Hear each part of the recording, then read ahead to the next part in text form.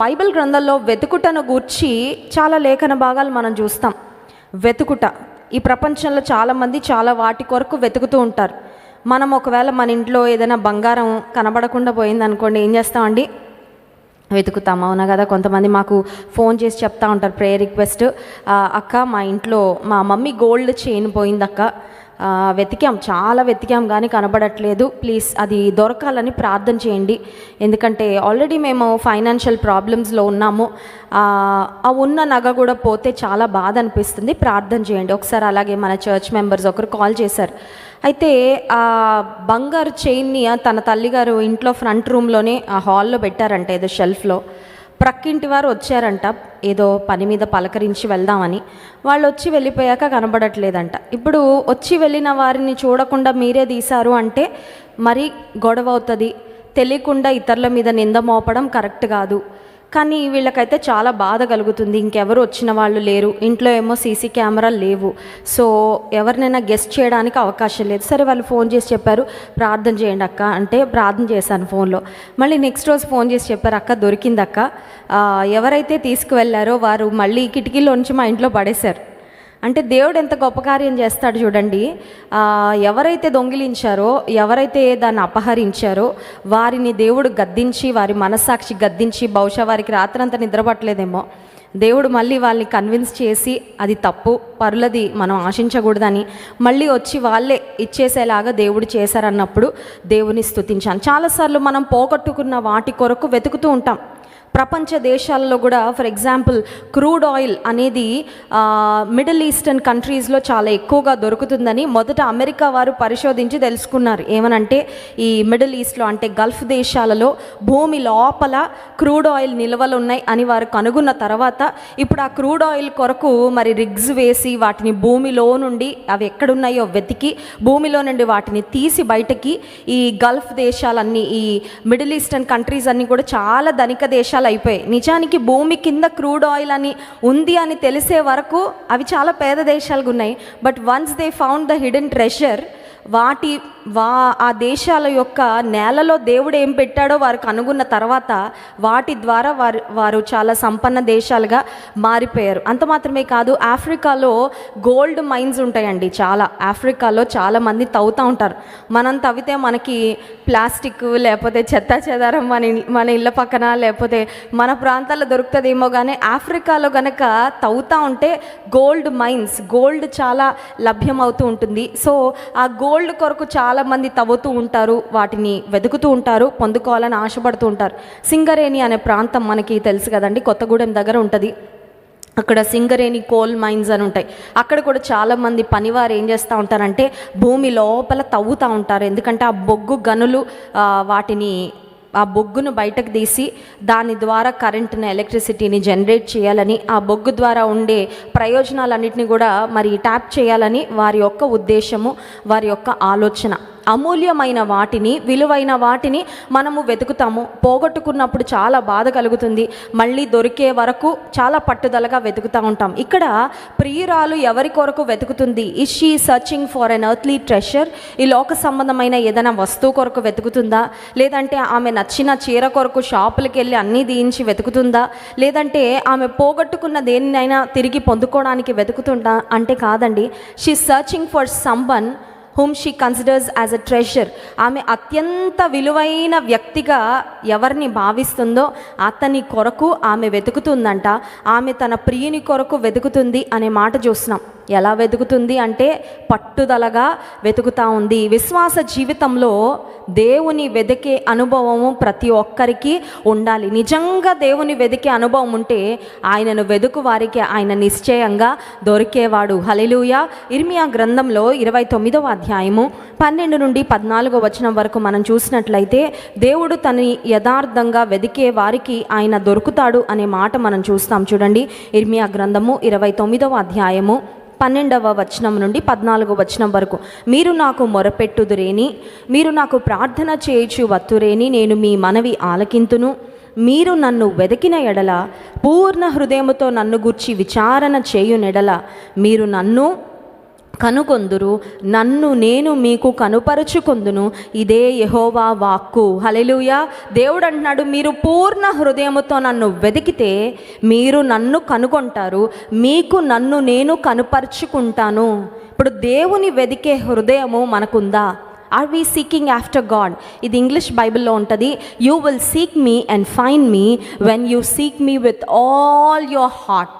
పూర్ణ హృదయంతో దేవుని వెతికితే ఆయనను ఖచ్చితంగా మనము కనుగొంటామంట. సాధు సుందర్ సింగ్ అనే గొప్ప దైవజనుడు పంజాబ్ అనే రాష్ట్రంలో ఒక సిక్ కుటుంబంలో ఆయన పుట్టాడండి. ఆయన తల్లి ఏం చేసిందంటే, ఈయనకి ఇంగ్లీష్ బాగా వస్తుందని ఒక క్రిస్టియన్ స్కూల్లో, లూధియానా అనే ప్రాంతాల్లో క్రిస్టియన్ స్కూల్లో వేసింది. క్రిస్టియన్ స్కూల్లో బహుశా కొన్ని దైవికమైన విలువలు, మారల్ వాల్యూస్ కూడా నేర్పిస్తూ ఉంటుంటారు. సరే, ఈయన యేసుప్రభు గురించి వింటా ఉన్నాడు. అయితే ఈ లోపల 14 సంవత్సరాల వయసుకు వచ్చేసరికి సాధు సుందర్ సింగ్ యొక్క తల్లి అనారోగ్యం పాలై చనిపోయింది. సో సాధు సుందర్ సింగ్కి మరి తన తల్లి చనిపోవడం అనేది it was a great shock. అనుకున్నాడు, స్కూల్లో దేవుడు మంచోడని చెప్తా ఉంటారు, దేవుడు ఉన్నాడని చెప్తా ఉంటారు, కానీ దేవుడు ఉంటే నా తల్లి ఎందుకు చనిపోతుందని దేవుని మీద ద్వేషంతో తన స్నేహితులు అందరూ చుట్టూ ఉండగా, వారు చూస్తూ ఉండగా బైబిల్లో ఒక్కొక్క పేజీ చింపి ఆ బైబిల్లోని పేపర్స్ అన్నీ కూడా మంటలో వేసి కాల్చేశాడు సుందర్ సింగ్. సాధు సుందర్ సింగ్ అవ్వక మునుపు, అంటే దేవుని బిడ్డగా మారొక మునుపు. సో ఈ సుందర్ సింగ్ ఆ పని చేసిన తర్వాత he was very disappointed, very depressed. తన జీవితంలో తల్లిని కోల్పోయాక ఒంటరితనంలో ఉన్నాడు. తన మనసులో చాలా సందిగ్ధము, చాలా ఆలోచనలు, చాలా ప్రశ్నలు. అసలు దేవుడు ఉన్నాడా లేదా, అసలు నా జీవితం ఎటు వెళ్తుంది, నాకు నెమ్మది లేదు, సమాధానం లేదని జీవితంలో పరిస్థితుల చేత కొట్టబడుతున్నప్పుడు ఒకరోజు రాత్రి పండుకుంటున్న సమయంలో ఒక ప్రార్థన చేసుకున్నాడంట. అదేంటంటే, నిజమైన దేవుడా, నువ్వెవరో నాకు తెలియదు, ఎందుకంటే మా తల్లి పూర్వీకులు, మా బంధువులు, వారు సేవించిన దేవుళ్ళు చాలామంది ఉన్నారు. మా స్కూల్లో ఏమో యేసుప్రభు నిజమైన దేవుడు అని చెప్తా ఉన్నారు. So I'm in complete confusion, నాకు ఒక స్పష్టత లేదు. సో నిజమైన దేవుడా, నువ్వెవరో, నిన్ను నువ్వు నాకు ప్రత్యక్షపరచుకో, ఈ రాత్రి నువ్వు నాకు కనబడాలి. నిజమైన దేవుడు ఎవరైనా సరే నాకు కనబడాలి. ఒకవేళ నువ్వు నాకు కనబడకపోతే రేపు మార్నింగ్ నా ప్రక్కన, నేనున్న రూమ్ ప్రక్కన ట్రైన్ ట్రాక్ ఉంది, ఉదయకాల సమయంలో ఒక ట్రైన్ ఫాస్ట్గా వెళ్తుంది, ఆ ట్రైన్ క్రింద పడి, ఆ పట్టాల మీద పడి నేను చనిపోతాను అని ఒక ప్రార్థన చేసేసి పడుకున్నాడు. పడుకున్న తర్వాత ఆయన ఎవరెవరో కనబడతారేమో, కనబడితే బాగుండు అనే ఒక ఎక్స్పెక్టేషన్తో పండుకున్నాడు. కానీ సుందర్ సింగ్కు ఆ అర్ధరాత్రి నిజమైన దేవా అని చేసిన ఆ ప్రార్థనకు జవాబుగా యేసయ్య అతనికి ప్రత్యక్షమయ్యాడండి. హల్లెలూయా. యేసయ్య అతనికి ప్రత్యక్షమై అతనితో మాట్లాడిన తరువాత సో సాధు సుందర్ సింగ్ వాజ్ కన్విన్స్డ్, తనకు తానుగా ఒప్పించబడ్డాడు. నిజమైన దేవుడిని నాతో మాట్లాడమని, నాకు కనబడమని అడిగాను, యేసుప్రభు నాకు కనబడ్డాడు కాబట్టి ఇక జీవితం అంతా ఆయన కొరకే బ్రతుకుతానని అప్పటి నుండి మరి దేవుని బిడ్డగా ఆయన మారాడు. బాప్తిజం తీసుకున్నాడు. ఆ తర్వాత తండ్రి అన్నాడు, నీకు ఆస్తి ఇవ్వనరా, ఇక నువ్వు ఇంటి పేరు తీసేసుకో, ఇక నీకు మా కుటుంబానికి ఏ విధమైన సంబంధం లేదని తండ్రి సహోదరుడు ద్వేషించిన, లోకం చేత ద్వేషించబడినా పర్వాలేదు, నిజమైన దేవుడు నాకు ప్రత్యక్షమయ్యాడు కాబట్టి ఆయన కొరకు బ్రతికున్నంతకాలం బ్రతుకుతాను, ఆయన కొరకు సేవ చేస్తాను అని ఒక తీర్మానం తీసుకొని తను జీవించినంతకాలం దేవుని కొరకు గొప్ప పరిచర్య చేశారు. మొన్న మరి జాన్ వెస్లీ గారి బర్త్డే సెప్టెంబర్ 3వ తారీఖున సాధు సుందర్ సింగ్ గారి పుట్టినరోజు కూడా భారతదేశానికి, ప్రపంచానికి ఒక గొప్ప ఆశీర్వాదంగా దేవుడు సాధు సుందర్ సింగ్ అనే దైవజనుని అనుగ్రహించారు. ఆయన చేసిన సేవ, ఆయన చేసిన పరిచర్య, ఆయన ద్వారా దేవుడు చేసిన అద్భుత కార్యాలు చాలా గొప్పవండి. అతని సహోదరుడైతే ఇతను క్రైస్తవ్యంలోకి వెళ్ళిపోయాడు, యేసుప్రభు నమ్ముకున్నాడని అతని ఆహారంలో చాలాసార్లు విషం కలిపాడంట. విషయం చాలాసార్లు కలిపి ఇతన్ని చంపేస్తే మా ఇంట్లో ఈ అవమానం ఉండదు, మా బంధువులందరికీ ఇతను ఎందుకు క్రైస్తవుడు అయ్యాడంటే ఎవరికి ఎక్స్ప్లెనేషన్ ఇవ్వాల్సిన అవసరం లేదని అతని భూమి మీద నుండి తుడిచి పెడదామని చాలాసార్లు తన బ్రదర్ ప్రయత్నం చేసినప్పటికీ మరణము తప్పించుట యెహోవా వశము. హల్లెలూయా. ఎంతమంది ఎన్ని పన్నాగాలు పన్నినా మన ప్రాణం దేవుని చేతిలో ఉంది కాబట్టి దేవుడు తన ప్రజలను కాపాడేవాడు, మన ప్రాణాన్ని భద్రపరిచేవాడు.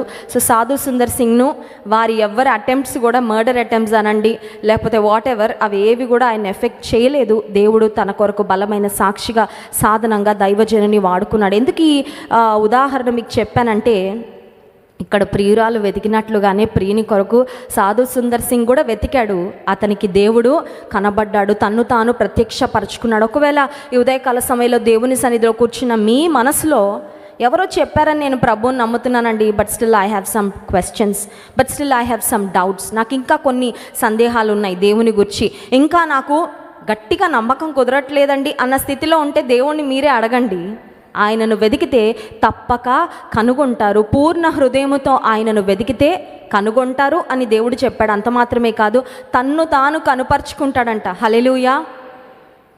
ఇంగ్లాండ్లో బకింగ్హామ్ ప్యాలెస్ అని ఉంటుందండి. రాయల్ ఫ్యామిలీ అక్కడే ఉంటారు. మొన్న ఆత్మీయ తండ్రి గారు జాన్ వెస్లీ గారు వెళ్ళినప్పుడు కూడా బకింగ్హామ్ ప్యాలెస్కి వెళ్ళారు.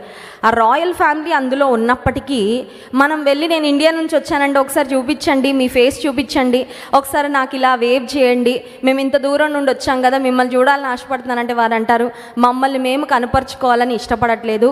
రాయల్ ఫ్యామిలీ వచ్చి కామన్ క్రౌడ్ని కలిసే కొన్ని సమయాలు ఉంటాయి, అప్పుడు మాత్రమే వారు వస్తారు. ఎప్పుడు పడితే అప్పుడు రాయల్ ఫ్యామిలీ బయటకి రారు. ఒకవేళ ఎవరైనా ఏ దేశం నుండి వెళ్ళినా రాయల్ ఫ్యామిలీ మిమ్మల్ని కలవాలి, మీతో అపాయింట్మెంట్ కావాలంటే వారు ఈజీగా ఇవ్వరండి. కానీ సర్వలోకాన్ని సృజించిన సృష్టికర్త అయిన దేవుడు తనని ఎవరు వెతికినా, ఏ సమయంలో వెతికినా, ఏ పరిస్థితుల్లో వెతికినా ఆయన కనుపరుచుకోవడానికి ఇష్టపడుతున్న దేవుడై ఉన్నాడు. హల్లెలూయా. ఎంత గొప్ప దేవుడు అండి. మీకేంటి నేను కనుపరుచుకునేది? మీకు నన్ను నేను కనుపరుచుకోవడానికి ఇష్టం లేదు అని గనక ఆయన ఒక మర్మముగా మిగిలిపోతే దేవుడు మనకెవరికి అర్థమయ్యేవాడు కాదు. కానీ తన్ను తాను కనుపరుచుకోవాలని దేవాది దేవుడు ఇష్టపడుతున్నాడు. ఆమె వెతుకుతూ ఉందట. దేవుని వెతికిన తర్వాత, తన ప్రియుని వెతికిన తర్వాత ఆమె ఎక్కడికి వెళ్ళిందంటే చూడండి, పరమగీత గ్రంథము 3వ అధ్యాయము 3వ వచనం, 2వ వచనం చూడండి. నేను ఇప్పుడే లేచెదను, పట్టణము వెంబడిపోయి వెదకుదును, సంత వీధులలో రాజ వీధులలో తిరుగుదును, నా ప్రాణప్రియుని వెదకుదునని నేను అనుకొంటిని. ఆమెలో ఒక పట్టుదల మనకు కనబడతా ఉంది. నేను ఇప్పుడే వెళ్తా. చాలాసార్లు దైవికమైన విషయాలలో మనకు ఒక డిజైర్ ఉంటుంది, కానీ దానిని మనం కార్యరూపంలో పెట్టమండి. కొన్నిసార్లు కొన్ని డిజైర్స్ కానీ మిగిలిపోతాయి. అవునా కదా? ఉపవాసం ఉండాలనుకుంటా ఉండాలనుకుంటాం, కానీ ఎప్పటికో ఉందాంలే. సాక్ష్యం చెప్పాలని ఉంటుంది. ఎవరైనా అడిగితే నేను ఎప్పటికైనా చెప్తానండి. ఎప్పటికో అది మరి 10 సంవత్సరాలకో 20 సంవత్సరాలకో 50 సంవత్సరాలకో బాప్తిజం తీసుకోవాలని ఉందండి. I know what I should do. దేవుడు నా నుండి ఏం కోరుతున్నాడో నాకు తెలుసు, కానీ ఇంకా కొంచెం ఆలస్యం అవుతుంది, చూద్దాంలేండి, సమయం వచ్చినప్పుడు చేద్దాంలేండి అని కొన్నిసార్లు అనాసక్తి కనుపరుస్తూ ఉంటాము. కొన్నిసార్లు ఆత్మీయమైన విషయాలలో ప్రొక్రాస్టినేషన్ అంటే ఏంటంటే వాయిదాలు వేస్తా, రేపు, ఎల్లుండి, వచ్చే వారం, వచ్చే నెల, తర్వాత చూద్దామని ఈమె అనుకుంటుంది. ప్రియురాలు ప్రియుని గురించి ఆలోచించి ఆయనను కనుగొనాలి, ఆయనను వెదకాలి అనే ఆశ రాగానే నేను ఇప్పుడే లేస్తాను, I will get up now, ఇప్పుడు లేస్తాను. ఆమె లేచింది. అర్ధరాత్రి కదా, రాత్రి సమయం కదా, ఇప్పుడు నేను బయటకు వెళ్ళి నా ప్రియుని వెతికితే ఇదంత సేఫ్ టైం కాదేమో, ఇది అంత సురక్షితమైన సమయం కాదేమో అని కూడా ఆలోచించట్లేదు. ప్రియుని కనుగొనాలి అనే ఆశ ఎంత ఎక్కువైపోయిందంటే తన సేఫ్టీ గురించి కూడా తను ఆలోచించుకోవట్లేదు. హల్లెలూయా. ఆత్మ సంబంధమైన విషయాలలో మనకు ఎలాంటి ఆసక్తి ఉండాలంటే, కొన్నిసార్లు నీ గురించి నువ్వు ఆలోచించుకోవడం కూడా ప్రక్కన పెట్టేసి ప్రభువుని గురించి నువ్వు ఎక్కువగా ఆలోచించడం మొదలు పెడితే, ఆత్మ సంబంధమైన విషయాలను నీవు ఎక్కువగా కోరుకుంటే నీవు ఖచ్చితంగా దేవునికి అత్యంత సమీపంగా వెళ్తావు. హల్లెలూయా. సో ఈమె ఏం చేస్తుందంటే సంత వీధులలో రాజమార్గములలో తిరుగుతాను అనుకుంది, తిరిగింది, కనబడలేదు. 3వ వచనం, పట్టణమునందు సంచరించు కావలి వారు నాకు ఎదురుపడగా మీరు నా ప్రాణప్రియుని చూచితిరా అని నేను అడిగితిని. First thing that she did was she sought after him. మొట్టమొదటి అంశం ఏంటంటే సీకింగ్, వెతకటం. 2వ అంశం ఏంటంటే అడగటం. వెతికితే కనబడట్లేదు, ఇప్పుడు అడుగుతుంది. She was enquiring. సో మొట్టమొదటి అంశమేమో సీకింగ్, 2వ అంశమేమో ఎంక్వైరింగ్. ఒకవేళ నీకు దేవుని గురించి తెలియకపోతే, నీవు ఎక్కడికి వెళ్ళి దేవునిలో ఎదుగుతావో నీకు తెలియకపోతే, it is good to ask. కొంతమంది అడగరు అస్సలు. ఎందుకు అడగరంటే వాళ్ళకి అన్నీ తెలుసు అనుకుంటారు. అర్థమవుతుందండి? Some people never ask because they think they know everything. నాకు ఎవ్వరు చెప్పక్కర్లేదు. ఎవరినైనా అడిగితే నేను ఏమైనా తక్కువైపోతానేమో అనుకుంటారు. ఎవరినైనా అడిగితే నా విలువ తగ్గిపోద్దేమో, నేను తక్కువైపోతానేమో, నేను అడిగితే ఏమనుకుంటారో అని తెలియని విషయాలు లేదా ఏదన్నా విషయాలలో అంశాలలో సహాయం కావాల్సినప్పుడు అడగరు చాలామంది. కానీ ఈమె ఏం చేస్తుందంటే అడుగుతుందండి. She's asking for help, she's asking for guidance. అక్కడ అడుగుతుంది, నా ప్రియుడిని మీరు చూచారా అని అడుగుతుంది. అడిగిన తర్వాత 4వ వచనం, నేను వారిని విడిచి కొంచెము దూరము పోగా నా ప్రాణప్రియుడు నాకు ఎదురుపడెను. 3rd పాయింట్ ఏంటంటే ఎంక్వైరింగ్, సీకింగ్, ఎంక్వైరింగ్, తర్వాత ఫైండింగ్ వచ్చిందండి. దొరికాడు, ప్రాణప్రియుడు దొరికాడు. నీకు నిజంగా ఆశ ఉండి దేవుని గుర్చిన అన్వేషణలో, దేవుని గుర్చిన అనుభవ జ్ఞానంలో నీవు ఎదగాలని ఆశపడితే, నువ్వు వెతకడం ప్రారంభిస్తే, నువ్వు అడగడం ప్రారంభిస్తే ఖచ్చితంగా నీకు ఆయన దొరుకుతాడు. హల్లెలూయా. So she found the one whom she loves. ఆమె ఎవరిని ప్రేమిస్తుందో, ఆమె ఎవరి కొరకు ఎదురు చూస్తుందో, ప్రాణప్రియుడు ఆమెకు ఎదురు పడగానే ఈమె ఏం చేసింది, చూసేసి అమ్మయ్య దూరం నుండి చూడగలిగాను చాలులే అనుకోలేదంట. ఆమె ఏం చేసిందంటే వదిలిపెట్టక నేను అతని పట్టుకొంటిని. హోల్డింగ్. 4వ అంశం ఏంటంటే హోల్డింగ్. మొట్టమొదటిది సీకింగ్, 2వది ఎంక్వైరింగ్, 3వది ఫైండింగ్, 4వది హోల్డింగ్. విశ్వాస జీవితంలో ఈ 4 అనుభవాలు ఉండాలండి. దేవుని వెతికే అనుభవము, 2వదిగా దావీదు భక్తుడు అంటాడు, రాజువైన నా దేవా నేను నిన్ను వెతుకుతానయ్యా, వేకువనే నిన్ను వెతుకుతా. Before I seek after anything, before I go after anything. దేని వెనకాల నేను పడడానికి ముందే, ఏ పనిని నేను మొదలు పెట్టడానికి ముందే ఉదయాన్నే వేకువనే నేను నిన్ను వెతుకుతాను. సో వెతకడం చాలా అవసరం. 2వదిగా అడగటం కూడా అవసరమే. Asking, seeking for someone's help. 3వదిగా కనుగొనడం. 4వ అనుభవం ఏంటంటే కనుగొన్న తర్వాత తృప్తి పడిపోవడం కాదు, కనుగొన్న తర్వాత గట్టిగా. ఈ ప్రియురాల్లో మనకు కనబడే ఒక లక్షణం ఏంటంటే ఆమెలో ఉన్న ఒక పట్టుదలండి. రోమాపత్రికలో మనం చూసినట్లయితే ఈ ప్రియుడిని కనుగొనగానే ఆమె ఏం చేస్తుందో ఇక్కడ చూస్తాం. రోమాపత్రిక 12వ అధ్యాయము ఈమెలో ఉన్న ఆసక్తిని గూర్చి మనం గమనిస్తాం. 11వ వచనం చూడండి. రోమాపత్రిక 12వ అధ్యాయము 11వ వచనం, ఆసక్తి విషయములో మాంద్యులు కాక ఆత్మయందు తీవ్రత గలవారై ప్రభువును సేవించుడి. దైవజనుడు చెప్తున్న మాట ఏంటంటే ఆసక్తి విషయంలో మాంద్యులు అవ్వద్దు. ఆసక్తి ఎప్పటికీ కలిగి ఉండండి. ఆసక్తి అనేది కొన్నిసార్లు చాలా ఎక్కువ ఉంటుంది, కొన్నిసార్లు తగ్గిపోతుంది. కొన్నిసార్లు ఎక్సైట్మెంట్ చాలా ఎక్కువ, పట్టుదల చాలా ఎక్కువ ఉంటుంది. కొన్ని రోజులు అయిన తర్వాత అంత అలవాటు అయిపోయిందండి, అంత పాతగా అయిపోయిందండి. కొత్తగా ఉన్నప్పుడు ఉన్న ఎక్సైట్మెంట్ పాతగా అయ్యాక ఉండదు కదా. ప్రభువుని పట్టుకున్నప్పుడు, రక్షణ పొందినప్పుడు ఉన్న ఆసక్తి కొన్నిసార్లు నెలలు, సంవత్సరాలు గడిచే కొలది ఆసక్తి, పరిచర్య దైవజనులు అప్పగించినప్పుడు ఉన్న ఆసక్తి వారాలు, నెలలు, సంవత్సరాలు గడుస్తూ ఉండదు. ఏమనిపిస్తుంది అంటే అలవాటు అయిపోద్ది. ఏముందిలేండి, చేసేస్తున్నాంలే, సరిపోద్దులే, ఇంకా అంత ఆసక్తిగా చేయాల్సినంత అవసరం లేదు అనిపిస్తుంది. దైవజనుడు అంటున్నాడు, ఆసక్తి విషయంలో మాంద్యులు కాక ఆత్మయందు తీవ్రత గలవారై ప్రభువును సేవించుడి. ఇక్కడ ప్రియురాలు ఆసక్తిగా దొరికే వరకు వెతికింది. ప్రియుని కనుగొన్న తర్వాత ఇప్పుడు ఆమె ఏం చేస్తుందంటే ప్రియుని గట్టిగా.